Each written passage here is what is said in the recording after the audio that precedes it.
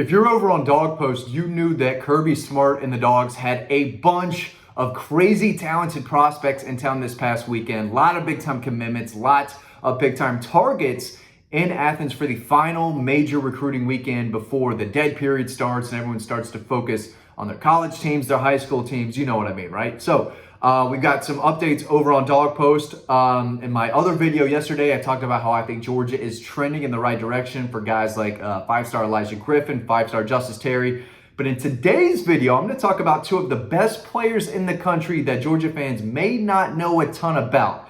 And probably because they're a little younger, but they had some outstanding elite level 2026 prospects in town, and I caught up with a couple of them. The first guy I want to talk about is Jackson Cantwell. This guy is an elite offensive tackle out of Missouri. He was in Athens back in March for an unofficial visit, so he's no stranger to Athens. He's, been to campus a few times now, was back this past weekend, 6'7", 305. I think he's closer to 6'8". He is a phenomenal track and field athlete. He's the shot put state champion up in Missouri, number 2 offensive tackle, number 4 player in the country for his class. Asked him about how the visit went, what he got to do, what he got to see. Here's what he said. He said, I got to sit in meetings with the players. First met with Coach Searles, Coach Smart, play some water games. They had like a slip and slide going on in the indoor practice facility, if I can get that word out. A lot going on, but a good old, summertime, right?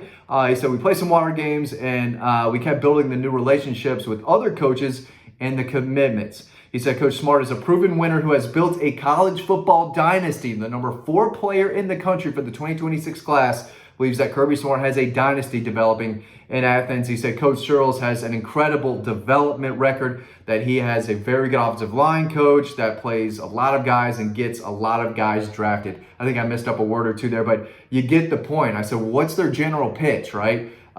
Missouri is doing an excellent job of their in-state recruiting, right? They can offer NIL deals a little earlier to those in-state kids. It's a little different up there compared to how it is down here.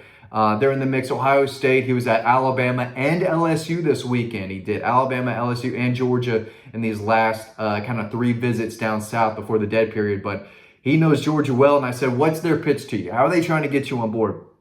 He said their general pitch is that they develop players at all their positions, especially on the offensive line, and I fit their blueprint perfectly of someone who could come play tackle for them. They are adding that I'm their top priority for my class, and I would be able to succeed as a football player and also as a multi-sport athlete and student too. So he gets it. He's got a good head on his shoulders. He knows what he's looking for in his school, and I do think Georgia's absolutely in the mix. It doesn't look like they're going to land David Sanders Jr., their top offensive tackle prospect or target in this 25 class. They took 7 offensive linemen, though, in 2024. They've got 3 commitments right now on the offensive line, I believe, off the top of my head. But they're all interior guys, so we'll see if they end up taking a big-time tackle in this class or not. If they don't, Jackson Cantwell's looking at Georgia saying, hey, I know you took a lot of tackles in the 24 class. You went interior heavy in 25. I'm your top tackle, target in 26. Maybe this could be a situation where they do go out and land an out-of-state elite offensive tackle. He knows that if you play tackle at Georgia, there's a very good chance you're going to hear your name called early, right? And Ernest Green is the guy who earned the starting left tackle job as a sophomore. He's going to be there again as a junior this year. And there's guys in front of him. There's some really talented tackles in that 24 class. But Jackson Cantwell is in a position to where Georgia could be a place where he might be able to see left tackle early in his career. Maybe not a freshman. And again, this long way to go. I'm just talking big picture here. But this is a tremendous offensive tackle prospect. If you turn on the film, he's moving incredibly well for 305 pounds, plays with quick feet. He plays with balance. He's got length, drives, buries defenders into the ground in the run game. You're not getting by him in pass protection. This guy has it all, and he was crushing kids as a sophomore. He's just going to be a junior in high school, but he could be one of the best offensive tackles if he were in this 25 class. That's how good this young man is. He is a top Georgia target and was in town this past weekend. Had a lot of good things to say. You can read more about that over on Dog Post. It's up, so go read it, and it's free. There's not a lot of free stories out there. We have a bunch over on Dog Post, so make sure you're checking out the website because this is a free story about the number 4 player in the country, 26 class, who, thinks Kirby is building a dynasty. Now, the second guy I want to talk about is Aaron Gregory. But first, collegeruns.com. That's where you can get the #1 Bulldog statue on the market today. Get yours before the football season. So go in the description below in this video. Check out the 5-star reviews and order yours today. Again, promo code DAWGPOST, DAWGPOST. It'll be the smartest thing you ever do. It's the only place where you can get a discount on this bad boy. Look how good looking this guy is. He's going to fit anywhere in your house. But put him on the front porch before the season starts, all right? Let your neighbors know you're pulling for the Dogs. Get yours today. Aaron Gregory, wide receiver out of Douglas County in the Atlanta area, 6'2", 170. I think I mentioned in another video, during the spring practice, I went down there and met some of those players because they got some dudes. They got some dogs down there at Douglas County, man. They might have the best trio of wide receivers you'll find across the state. They are loaded wide receiver, and Aaron Gregory is one of the best ones they've got. 6'2", 170, crafty route runner, gets open, can make plays after the catch. Caught 41 passes last year as a sophomore, 795 yards, 8 touchdowns. James Johnson is another deadly receiver that they've got who is criminally underrated. I think he's an SEC talent. And then they got Devin Carter coming in from Cedar Grove. His dad played at Florida State in the early 90s. This kid is electric, one of the fastest players in the state coming over from Cedar Grove. He has a Georgia offer too. He's a top 10 player in the state. So is Aaron Gregory. They're going to be playing next to each other. That is going to be tough to stop. He's a number 5 wide receiver, number 30 overall prospect. And when I met with him in the spring, he said that other teams were recruiting him a little harder than Georgia was. And it's still early, right? You can't, there's a lot of rules on, when college coaches can truly contact these kids. But he did tell me he got the feeling that, teams like Auburn, I think Tennessee and others were maybe, teams he was hearing from more than Georgia early in the process.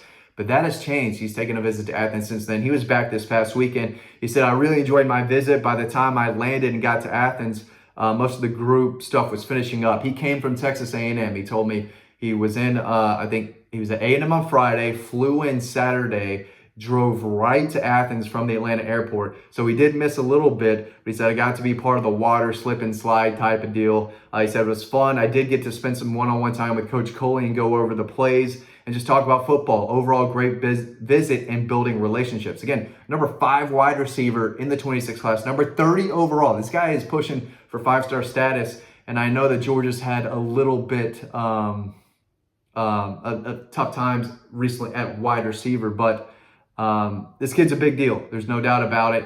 And I think Georgia is trending in the right direction for him. I said, is your relationship growing? He said, I would definitely say it's growing. Coach Coley is great. Not really a pitch that they're giving me. He's more of a straightforward guy, and I like that.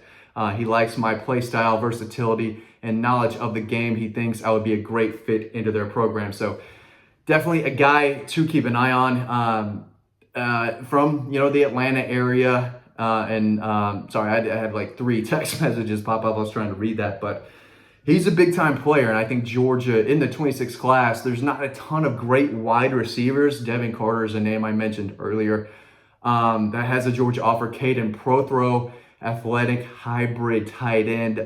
He's a big deal out of Bowdoin High School. He's got a Georgia offer. Several decent 2026 tight ends in the state. Georgia obviously locked and loaded at the 2025 tight end spot. Ellis Williams, one of the 2 at Camden County. Ethan Barbour at Milton High School. I'm going to watch him week 1. So they got 2 great ones in the 25 class. In 26, Caden Prothro is a guy I know. Xavier Tiller out of Langston Hughes in the Atlanta area. He's 6'5", 6'6", big target down the field. Nayland Scott, I believe he's at McEachern, was at Kennesaw Mountain. But he's a tall, kind of lanky receiver who can really go. He's got great ball skills. Christian Ward is a playmaking wide receiver, was at Carrollton. He's now at Walton to keep an eye on. I believe he's got a Georgia offer. And Deion Thomas is a promising wide receiver, Westlake High School in the Atlanta area to know as well. So they're not, it's not an elite group, but there's some guys. But right now I'd say Aaron Gregory is my number 1 wide receiver in the state of Georgia for 26, and he was in Athens. That relationship is growing, and it needs to. That's a big deal. Jordan Carter is another guy, Douglas County, to keep an eye on. I think he's one of the top 2 or 3 edge defenders, and that's where the class is loaded. There's a lot of pass rushers edge defenders, outside linebackers, and linebackers overall in the 2026 class in Georgia. So yeah, I just want to give an update on those two guys. Hope you learned something. Thanks for watching. Get your Bulldog statue today. Promo code DAWGPOST. Again, all the information is in the description below in this video. Thanks for watching. I'll see you on the next video.